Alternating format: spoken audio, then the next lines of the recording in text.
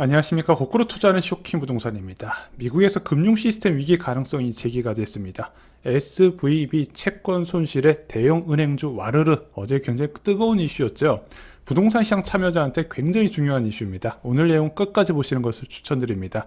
영상 시청 전에 구독으로 부탁드리시기 바랍니다. 자, 과거에도 인플레이션이 있었을 거고 그때도 긴축이 동반이 됐을 겁니다. 그때 고금리는 얼마나 유지됐을까요? 연준의 9번의 긴축 과정에서 금리 정점이 유지된 기간, 그러니까 금리 꼭대기에서 다음 금리 인하 시점까지 얼마나 걸리나 봤더니 평균 5.8개월이었습니다.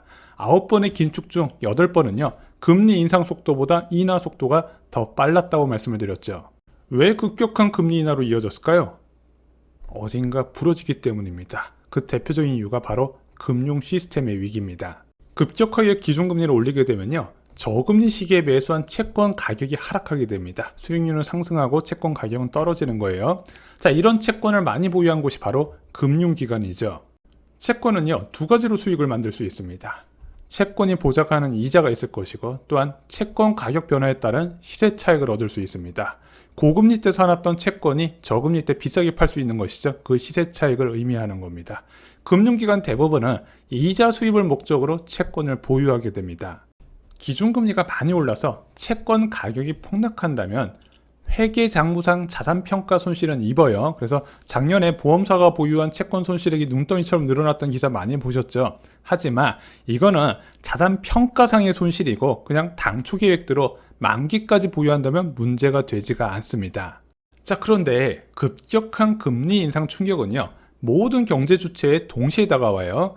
기업, 가계, 정부, 예상치 못한 자금 조달 비용 급등 때문이죠. 기업은 자금 돌려막기에 실패할 가능성이 커지고, 가계는 무리한 대출로 자산에 투자했다가 손실을 입을 가능성이 커지는 겁니다. 그래서 이런 긴축 과정에서는요, 기업과 가계 쪽에서 문제를 일으키게 됩니다. 물론 기준금리가 급격히 올랐다고 주요 기업들이 무너지거나 대형은행이 흔들리지는 않습니다. 대기업보다 안정적인 자금 조달이 어려운 중소기업이나 한계 기업에서 위기가 먼저 생기겠죠. 그럼 대형은행보다 우량 고객이 적고 고위험 대출을 많이 해준 중소규모 은행이 먼저 타격을 받게 되는 겁니다. 대한민국 저축은행 이제 작년 말부터 좀 위기가 심상치 않았죠. 그런 것과 비슷하다고 생각을 하시면 돼요. 자, 결국 약한 고리부터 문제를 발생시키기 시작합니다. 연체율이 증가하고 예금이 감소해요. 당연히 자금이 부족해진 금융기관은 채권을 처분하기 시작합니다. 저금리에서 매수한 채권에 손실이 확정이 되는 거예요. 자, 이렇게 손실이 확정되면 소문이 퍼지기 시작하고 뱅크런까지 발생을 하는 게 금융 시스템적인 위기의 시작입니다. 금융 시스템 위기가 확산된다면요, 심각한 자금 경색이 발생하고 경제는 울속돼 버립니다. 그것을 방치할수록 피해는 눈덩이처럼 커지기 때문에 즉각적인 대응이 나와요. 그래서 연준이 9번의 긴축 과정에서 금리 정점을 유지한 기간이 이렇게 짧은 이유는 언제나 급격한 긴축은 금융 시스템 위기를 동반했기 때문입니다. 그리고 긴축 속도보다도 금리 인하 속도가 더 빨랐던 것도 이런 위기를 방지시키기 위한 노력이었다는 거죠. 자, 근데 금리 인하만으로도 이 심각한 위기가 해결이 안 되면 어떻게 된다? 중앙은행이 채권을 대량으로 매입하는 양적 완화를 진행하게 됩니다. 그래서 장기채 금리도 낮추고요, 금융기관이 보유한 채권 가치를 상승시켜서 금융 시스템 위기에서 탈출을 시키는 거죠. 어제 미국 국채 수익률이 급감을 했습니다. 10년물 국채 수익률 기준으로 4%에서 3.81%로 하루 만에 뚝 떨어졌어요. 무려 19bp가 떨어진 겁니다. 엄청난 급격한 하락이었어요. 자, 일단은 좋은 소식이 있긴 했습니다. 미국 신규 실업장 청구 건수가 매주 목요일날 한국 시간으로 10시 30분에 발표가 되는데 21만 1000건이네. 시장 예측치 19만 5천 건보다도 많고 오랜만에 20만 건을 넘네. 고용시장의 빡빡한 상황이 좀 개선되는 것인가? 이런 좀 기대가 있긴 했습니다. 반면 주가는 폭삭 주저앉았어요. 나스닥 같은 경우는 2% 폭락했고요. S&P 500도 1.85% 급락한 채 마감이 됐습니다.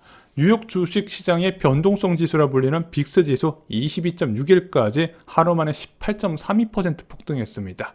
아니, 국채금리가 그렇게 떨어지는데 왜 주가도 같이 하락을 했을까요?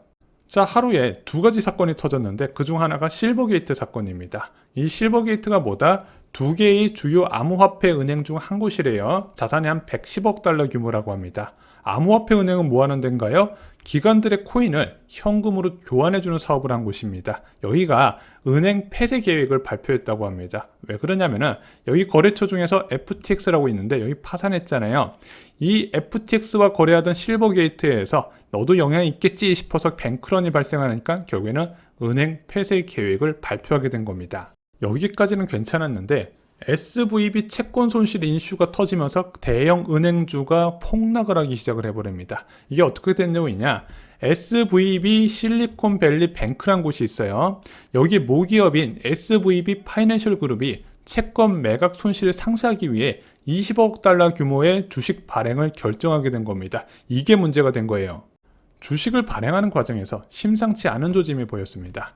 실리콘밸리 스타트업에서 예금을 받아서 바이오나 헬스케어 기술 기업에 투자를 했는데 경기 침체로 예금이 부족해졌대요. 자, 당연히 유동성이 부족하니까 보유한 채권을 매각해야 되는데 말씀드렸죠. 이런 고금리 상황에서 채권을 매각하면 손실이 확정되더라. 그러면은 이 손실이 확정된 것을 어떻게 메꿀까? 결국에는 이제 주식을 발행해서 메꿀 수밖에 없더라. 그래서 해당 주식이요 하루 만에 60% 폭락을 하게 됐습니다. 근데 이것으로 끝날까요?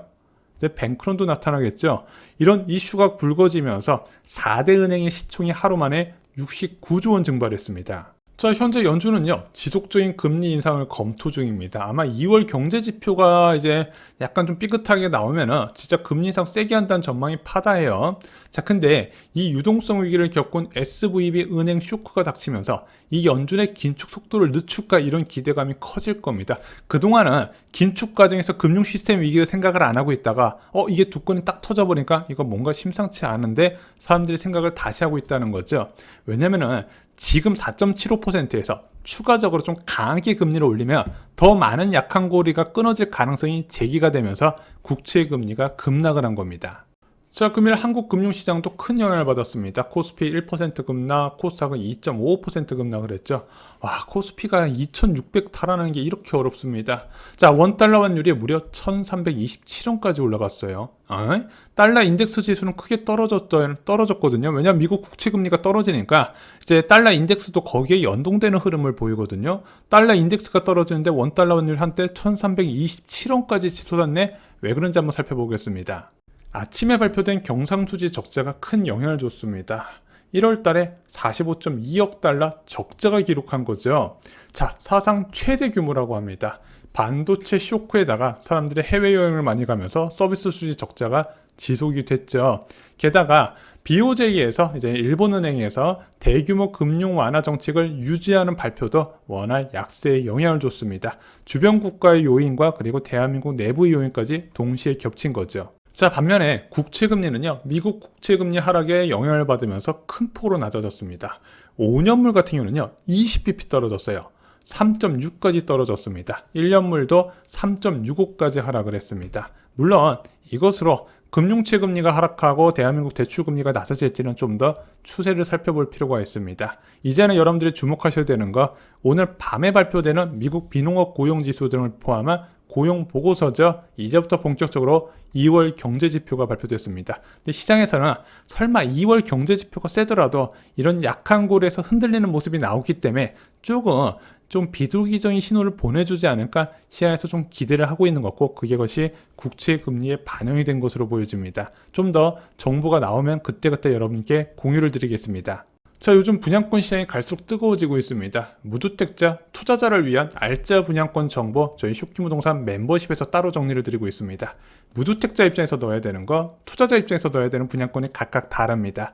지금 나오고 있는 모든 분양을 분석해드리면서 여러분께 최적의 대안을 제시드리고 있습니다. 주 3회 영상으로 따로 만나보실 수가 있습니다. 이상으로 영상 마치겠습니다. 좋아요, 구독, 공유 꼭 부탁드립니다. 감사합니다.